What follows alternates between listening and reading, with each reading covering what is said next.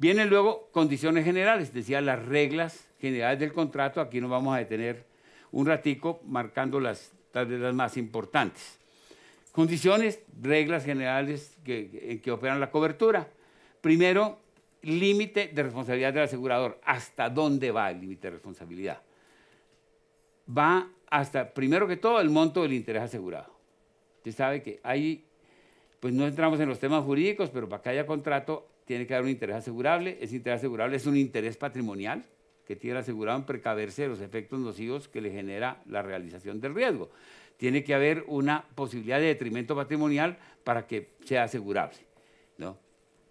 Entonces, ese monto del interés asegurado no va más allá de resarcir el detrimento patrimonial sufrido. En los seguros reales no va más allá del valor de la pérdida como tal. Hay que distinguir entre reales y patrimoniales, y aquí el código tiene tres, digamos, posibilidades distintas. La regla general es valor actual al momento del siniestro, artículo 1089, inciso primero, vamos a leerlo. El artículo 1089, en su inciso primero, dice, dentro de los términos, bueno, indicados en el 1079 de la suma asegurada, la indemnización no excederá en ningún caso, es que eso que diga que en ningún caso, y al seguido hace una excepción. Dice, no excederá en ningún caso el valor real del interés asegurado en el momento del siniestro, ni el monto efectivo del perjuicio patrimonial sufrido, o sea, el interés asegurable, por el asegurado o beneficiario. Llamo la atención de que es en el momento del siniestro, es decir, el asegurador verifica el valor del bien al momento del siniestro e indemniza sobre la base del valor al momento del siniestro. No necesariamente coincide con el valor al momento de la adquisición del seguro. Puede haberse desvalorizado o puede haberse valorizado el bien. Si se ha desvalorizado, por más de que se haya pagado prima sobre un valor mayor, de todas maneras, como tiene carácter indemnizatorio y no busca ir más allá de compensarle el impacto o perjuicio patrimonial sufrido, entonces no va más allá de indemnizarle ese valor real, que es el valor comercial del bien al momento del siniestro. Ese bien en su estado, en su condición. Entonces esa es la norma general. Valor al momento del siniestro, el inciso del 1089, y cuando se guarda silencio, esa es la norma que opera. Tiene dos excepciones.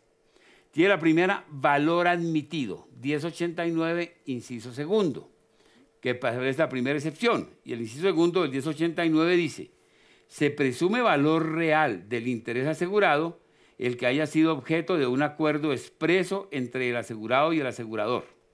Entonces puede haber un acuerdo expreso, decir, ese cuadro lo quiero asegurar por $1.000.000. Y eso lo acordamos usted y yo, señor asegurador, y yo, y el día en que se me roben el cuadro no quiero tener problemas con que me va a someter eso a un cuestionamiento. Entonces dice, se presume que es el valor.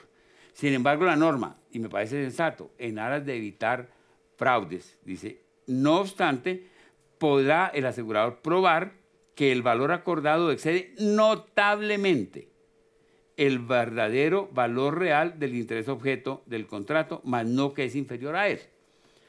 Es decir, que si hay una diferencia, se toma el seguro, se define un valor acordado y al momento del siniestro el asegurador puede probar que realmente el valor que él acordó excede notablemente el valor real de ese bien. Entonces no va a estar obligado por el acuerdo a pagar un valor que ostensiblemente no corresponde al valor del bien.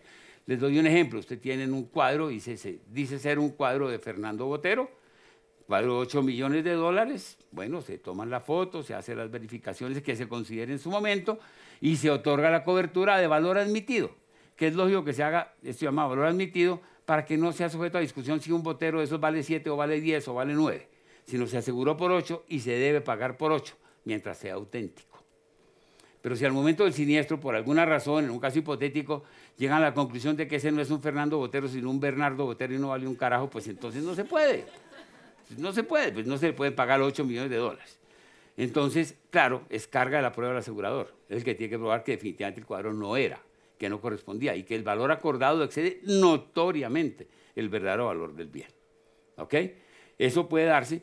¿Tiene sentido el valor admitido? Sí, tiene sentido para aquellos bienes que no están en el comercio, para aquellos bienes en donde no es fácil definir un valor que va a estar después sujeto a una discusión, una colección de estampillas, ¿no? Una antigüedad, un cuadro de un autor famoso. Todo esto se puede asegurar por un valor acordado o admitido.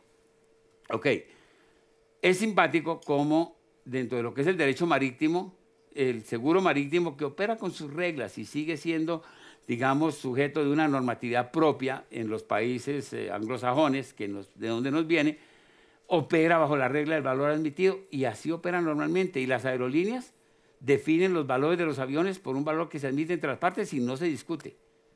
Y uno ve 727, lo digo de mi experiencia cuando tuve que manejar, siendo presidente de Colseguros, mucho la relación con Avianca, donde había 727 que valían $3 millones y otros que valían 8.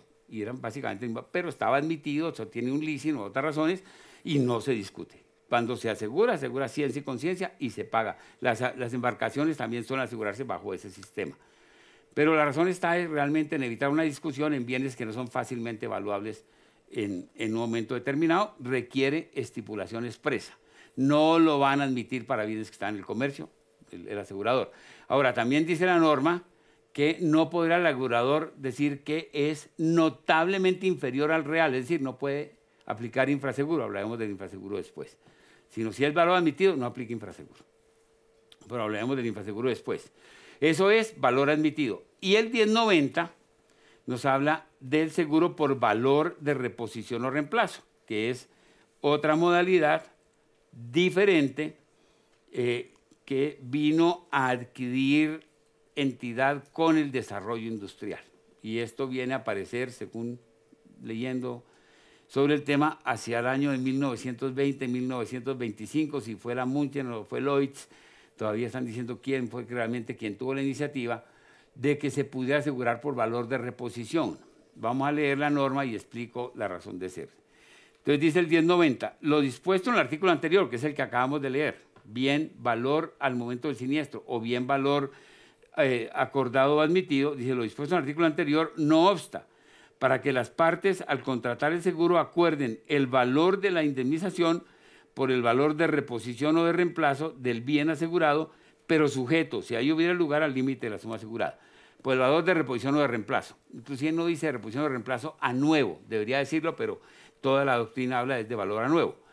¿Qué quiere decir esto? Es decir, con el surgimiento de la industria, pues hubo conciencia de que si se mantenía el seguro únicamente por el valor actual al momento del siniestro, en muchos casos, sobre todo en riesgos industriales, la indemnización no iba a ser suficiente. Usted tiene una caldera en una industria, una caldera que la tiene hace 5 años, que ha venido teniendo sus mantenimientos y que presta su función perfectamente bien. Pero como tiene 4 o 5 años ya de uso, esa caldera realmente en el mercado vale 40 o 50% de lo que valdría nueva.